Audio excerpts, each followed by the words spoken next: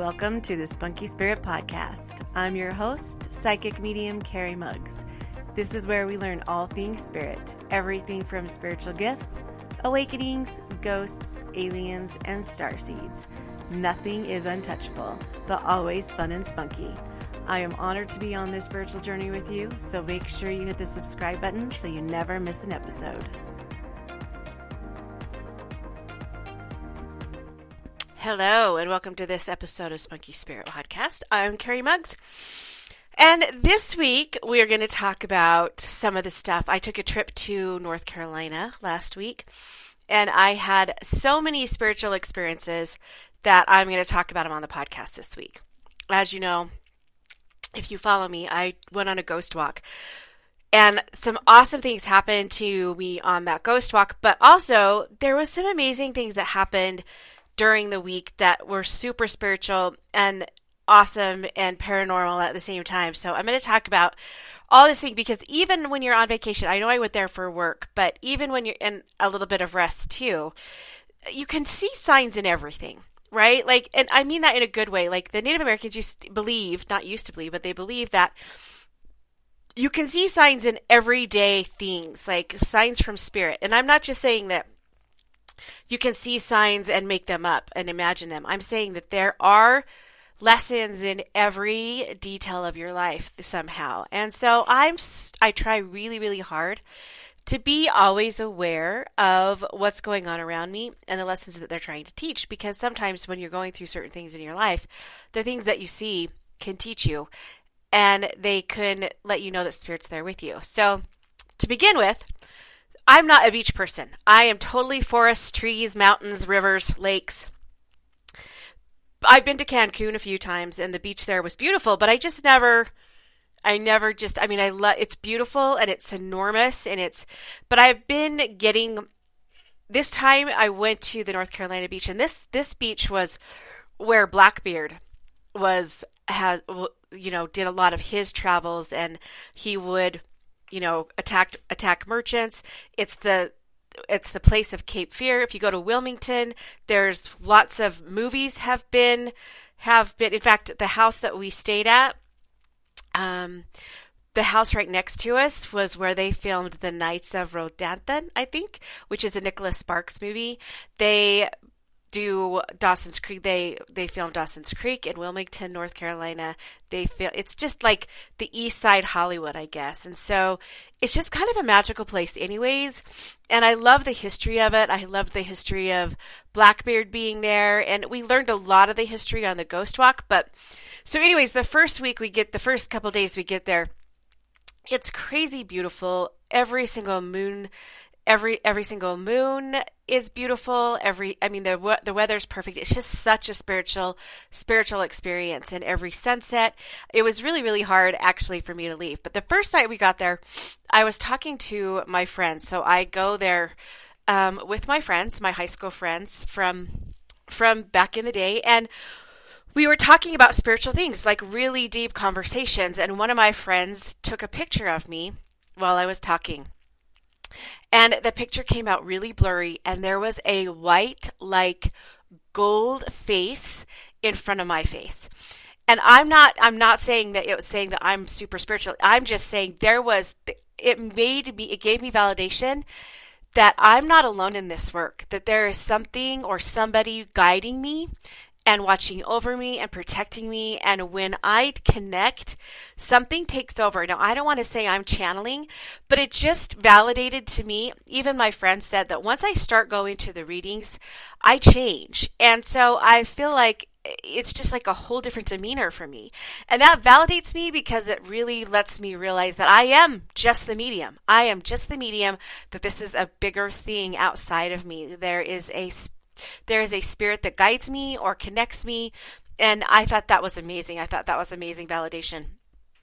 It wasn't freaky at all. It was actually pretty cool. And it validated to me that I'm not by myself doing this work. And I feel like all of us are like this. We're not by ourselves. And if if you strive to do something bigger outside of you, you're going to be guided and directed, and you're going to have something there to help guide you. It was the coolest thing ever. And then I got to tell you too, everywhere we were, there were dragonflies. And if you know me, you know I have a dragonfly tattoo. I love the symbolism of dragonflies. Dragonflies means magic, transformation. It's just such an awesome thing. And there were dragonflies everywhere. And I'm not just saying like here or there. I'm saying they landed on our phones, they landed on our chairs. And it was kind of special because it was also a sign for one of my friends. They were debating on whether or not to put one of their children in a specific school. And the name of the school had a dragonfly in it, or the logo in it. So it was just so cool to know that you're being watched over and that we're being guided and directed all the time. And so the next one was so awesome. So we went on the beach at about 11 o'clock at night to just go walk on the beach. And we came across about 4 or 5 people, and they came up and they asked us to turn off our phone lights because there were baby turtles hatching, and every time when a nest of baby turtles hatch, they go towards the light. And because they go towards the ripples of the ocean, because at night the moonlight kind of reflects on the ocean, and so they go towards that light. They go towards the light. So if anybody on the beach house, on the beach houses, if they have their porch lights on or their deck lights on, the turtles can go to those lights. So they are very protected, these turtle nests. They are watched over by the Bureau of some land management people. They have people going up and down the beach 2 miles. Each person goes 2 miles looking for these nests, and they kind of count down to when they hatch. And so we were all kind of excited. They're like, if you want to watch, you can watch. So we kind of sat and waited, and pretty soon these baby turtles, like 60 of them, just started to come out of this hole, and they started going towards the ocean, and they started going towards the light. And one of my friends actually had a white jacket on, and they asked her to take it off because it was reflecting and it was bright, and they were afraid some of the turtles were going to go towards that. They did have like a white bucket at the edge where the ocean was, so that the baby turtles would kind of go towards that. And the struggle, watching these little baby turtles struggle and get through, this big long path. They did like make a path for them or create a path for them, so there weren't going to be any holes that the crabs made or that people made on the beach. And so these baby turtles just like kept going. It was such an amazing experience to watch them. And we had to be super careful because these things are tiny. And so somebody asked, there was one that kind of got stuck in a plant. And they were like, well, why can't we just pick them up and take them to the ocean? And they said, because they imprint on the sand. These little baby turtles imprint on the sand. So once they get to the water, they still have, even though they get to the water and the tide puts them out, they still have like 2 days of swimming to do. Their chances are 1 in 1,000 to survive. So if they can't make it on the sand, they're not going to make it in the ocean either. Like, they've got to do this on their own. And their little body, they have a GPS system inside of them, and they imprint on the sand. And so years later, the females will come back and lay their eggs exactly at the same spot where they on the same beach. And so I thought this was such a symbolic thing, because I have been struggling with helping people. I help too much. I want to help too much, and as a mother and as a friend and as a wife, and I constantly want to do, and I constantly want to fix. My kids are always saying, you just have to try and fix things. I am the type of mother or type of healer that would want to pick up the turtle and put him in the ocean. But then they wouldn't get that imprint, right? They wouldn't get the journey. They wouldn't get that experience. And so as a healer and as a mother, it just was such a huge eye-opener to me that you can't help these baby turtles. If they can't make it on the sand, they're not going to make it in life, and they're not going to get that GPS tracking on them, that imprint on them. And so I kind of thought in life too, we can help people and we can help heal them, but I can't actually heal anybody. I can guide them to the light, but not my own light. I have to take the white jacket off and I've got to help lead them to God's light or to Source's light or to Spirit's light, not my own. And I've got to let them, I can help them and I can direct them and I can make the beach smooth for them, but I can't pick them up and take them to the ocean. And I thought that that was just such a profound experience because I had gone to the beach or this vacation struggling with that exact concept, that exact thing about trying to help my clients or trying to, you know, help them heal or help them do things. And also my kids, like I want to help them so much. They're all getting to that age where they're having families and I want to just give them everything I have. And sometimes you can only give so much, right? You can only, because if you do give and give and give, you are empty and you can't give anymore. And then it doesn't work for them. So it was just such a profound experience for me. It's such a spiritual, and I just had to find the spiritual meaning in it because very rarely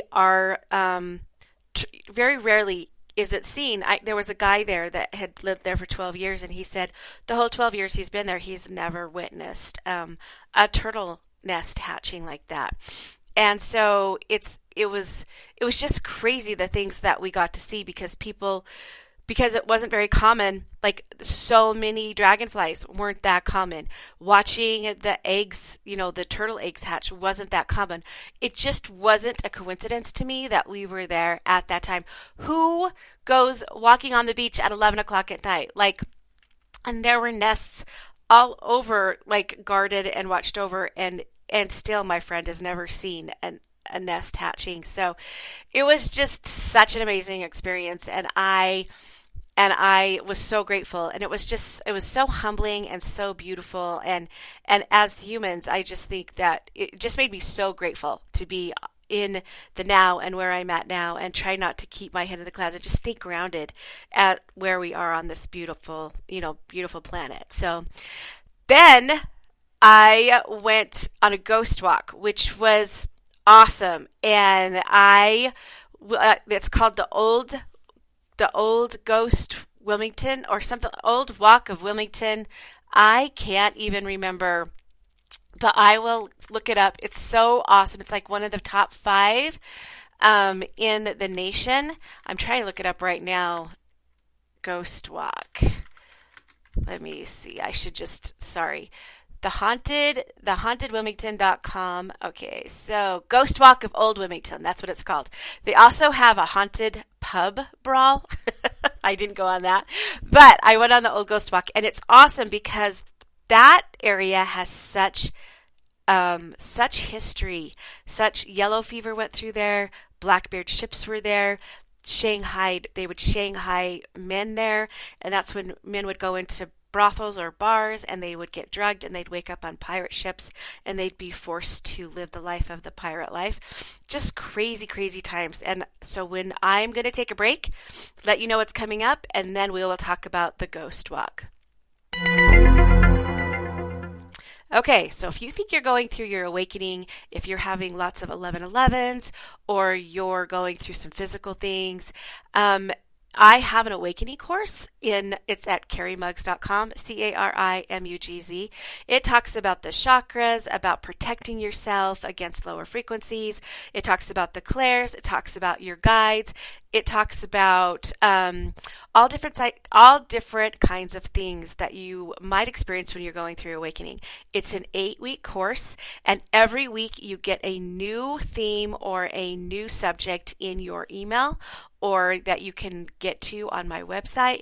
And it has notebooks, it has notes, it has worksheets, it has meditations, and it has a video each week for you to watch on the theme that is that week. So if you feel like you're going through an awakening of some sort, this is a great class to help you get through that. Also, if you've heard me on anything on my social media, you know that I have a Patreon. It is awesome. It's where you get a look at behind the scenes of what's going on, In my business, you get a monthly meditation, you get a monthly spiritual message, you get a weekly reading, and depending on what tier you're in, you also get 1 hour of questions with me each month. You also can do a spirit circle with me each month.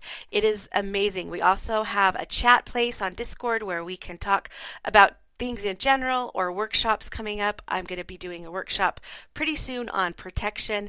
So if you want to be in the know and you want to know what's going on behind the scenes, I also do a monthly moon ceremony in this Patreon. So the link is at the bottom of the show notes if you want to go to Patreon. Also, if you know me, you know I love to read. I've got 4 or 5 books that I'm reading at the same time all the time. So I do have a little setup. It's hard to keep reading, like literally reading all the time. So I also listen to books and podcasts as I am walking or as I am getting ready for the day. So if you guys are interested in the same thing, I have a link in the show notes for you to go to Audible. Audible is awesome.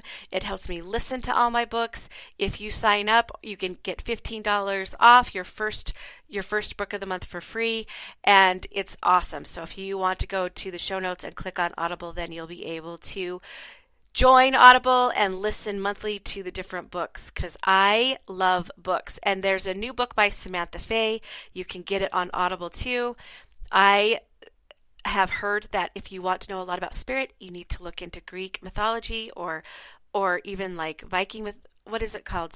Celtic mythology. I always get lots of mythology books and listen to them on Audible. And also if you want to join my newsletter, just go to carrymuggs.com and join the newsletter, or you can go to the links in my Instagram bio. Okay, so now we're going to talk about the ghost walk. Now, I'm not going to give too much of the story away because I don't want to ruin the stories for people who decide to go.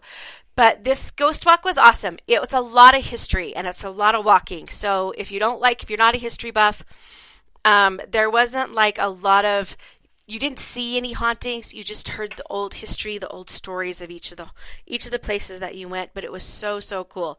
So before we went on the ghost walk, we did go to an Irish pub, and I did feel that there was something in that pub. And I still haven't looked to see, but I didn't go look in the research, but there was something in that pub that was following us around. So I did feel something then, and this was right before we went on the ghost walk. Then we went to the ghost walk. The first stop, she was telling us about, it was this big, huge, like brothel. It used to be a brothel place where lots of men would get shanghaied. And I'm not going to be too detailed about the story because I don't want to give a lot of their, stories out, but because I don't want to ruin it for anybody who decides to go. But it was a big brothel, and this lady, she was named, I think it was Galloway something. Anyways, the lady was telling us this story about how men would go to this brothel or this bar, and they would get shanghaied, and this lady was in charge of it. She was big, and I wasn't picking up any of that. I wasn't picking up anything, so I was kind of disappointed. I was thinking, what am I doing wrong? All I picked up was this guy. I could feel this male spirit, and he felt to me like he was very wealthy, and he also was kind of letting me know that he was murdered. He also showed me a hand, and I couldn't figure out why he was showing me his hand. And then he just kind of sat there like he was just around, and I just knew he was there. I knew he was murdered, and I knew he was wealthy. And I thought, well, maybe he was just one of the guys who got shanghaied and he's just still sticking around. So then we went to go to the second one, and I looked at my husband. I said, there's a spirit following us, because this same male spirit started to follow us to the second house, or to the second alleyway that we were in. And I said, I think there's a spirit following us. I think he'll probably follow us throughout the whole ghost walk. So I just figured, that's what you get for assuming. I just assumed he'd be there for the whole ghost walk. So we get to the second one, and she starts talking about this very wealthy man. And as she's talking, he's showing me that he goes up and down this alley. And then he shows me that he was murdered because of an affair, because there was something going on with an affair, but he was very wealthy. So she proceeds to tell the story that he's seen going up and down the alley, that he was killed, he was hit over the head, but he wasn't. He had this very, very wealthy, he was very wealthy, and he had this big, huge ring on his finger. And when they found him they didn't find him for like a few years, but when they did, they found his hand. And I was like, that's why I saw the hand. That's why I saw the hand. And the ring was still on his finger, so they realized he wasn't murdered for money. And they assumed he was murdered because of an affair he was having with one of the maidens or one of the girls in town. And I was like, oh my gosh, I got it. It was so funny. I was like, oh my gosh, it was just so crazy because, it's different from when you pick it up in readings than you do when you're like out in about, doing this ghost walk thing. So I thought that was so, so cool. So just know, sometimes when you don't pick up, like I didn't pick up anything on the first one, I was picking up all the second house early. So then we went to the third house, and I kind of just saw, kids, spirits of kids. I knew that there was some kids in this home. And there was a big long story about how the person who lived in the house had stolen the fence from the graveyard. And because she didn't want a wood fence anymore, and her family owned the graveyard, so she took the iron fence. And also in the story, it talks about how their kitchen was kind of haunted because of something about the table the table that was in the kitchen. But then she said that they lost 5 of the kids. So I knew that that's what I was picking up as these kids. That's what I was mostly picking up. I wasn't picking up anything about the table or anything like that. So I kind of thought that was cool. So on the whole time we're doing this, I'm taking pictures because a lot of times when you look back at the pictures, you can see different things in the windows, which are really, really cool. So we go to the next house, and we didn't go right in front of the house. We were down the street from it, and I think it was because they were giving people a chance to sit and rest. So we sat on these steps and rested, and we'd heard about this she was talking about the house that was a few houses down on the corner. And she talked about how this female spirit, they talked about how yellow fever had come through Wilmington and taken a lot of the population, and there was this old lady in one of the houses that survived, and she's known to be sitting on the porch or in the window. And a man had bought this house in 1980, and anytime when he first bought the house, he was like, I hear anytime the house got too cold, he would hear this dragging of this bag down the hall, like steps and like dragging. So he talked to the neighbor, and she's like, oh yes, this house has been known to have this female spirit there, and she was known to stand in the window, and when the house would get super cold, she would just grab the coal and put it and shove it into the fire to make the house warm because she was always really cold. And they called her Mother. That's what the town people called her. So one day he made it so the house was warm, and he never heard that dragging anymore as long as the house stayed warm.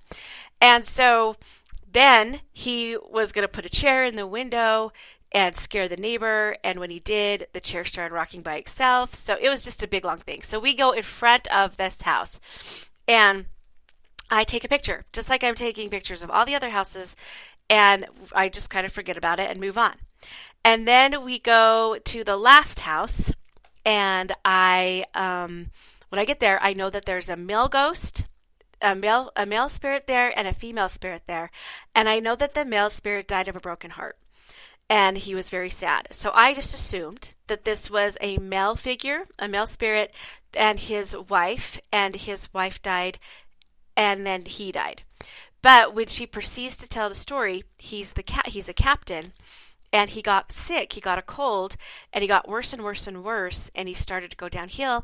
And then his daughter got it, and she was 13 years old, and she actually died.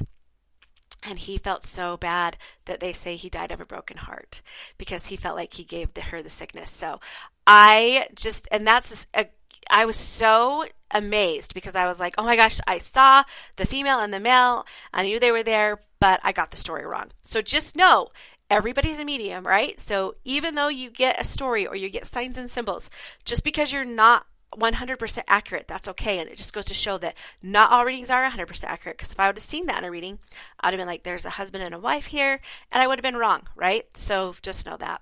So we get back, and I'm looking through the pictures, and the one picture I took of Mother's house was crazy. It had like light streams everywhere. It was the craziest thing. If you guys follow me on Instagram. You saw it in my stories. I will post it again tomorrow on my post in my Instagram so you guys can see it. It was the craziest thing. Like all these streams of lights, like all these different streams of orbs. It was crazy. It was like she didn't want us to take a picture of the house.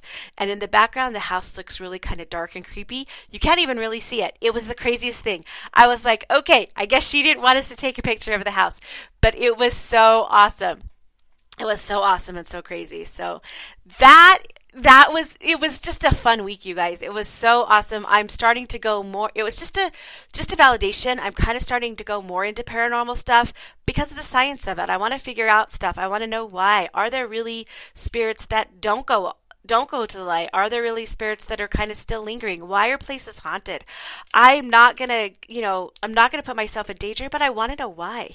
I want to know why because I've never really experienced it, and I have come to a point where I kind of have, and I want to figure out why, and I want to figure out if there's a way that I can help the spirit world or the spirit realm to cross over if it's true. So anyways, that's why we went to North Carolina to do the ghost walk, to hang out with my friends. It was the most spiritual thing. And I was kind of sad to come back. I missed my family, and I was glad to see my family and my grandkids, but you kind of go through after vacation, you kind of go through a little bit of depression that you hit reality. So I was supposed to do this podcast while I was there, but it ended up that I couldn't. There was no way that I could load it. But it was awesome. And this week I am going to a paranormal investigation in Pocatello, Idaho. No, not Pocatello, Idaho. I'm going with the Pocatello paranormal investigation people, and I'm going with them to Soda Springs to the Enders, I think, hotel, and I'm going to do some investigation there. I know that there's a link that you can go watch, so watch and see if I post that, if they give it to me, and I will talk about that next week if anything crazy happens then, or what it's like, or because I just am getting new to this paranormal stuff, and I just want to help everyone I can. I want to help spirits and humans alike. So, and so I'm just getting interested in trying to figure out how it ticks or how it works. So tune in next week I'll let you know how that investigation goes. And I love you guys so much. And please, please remember, believe what you want to and let others do the same, but always be kind. Always, always be kind.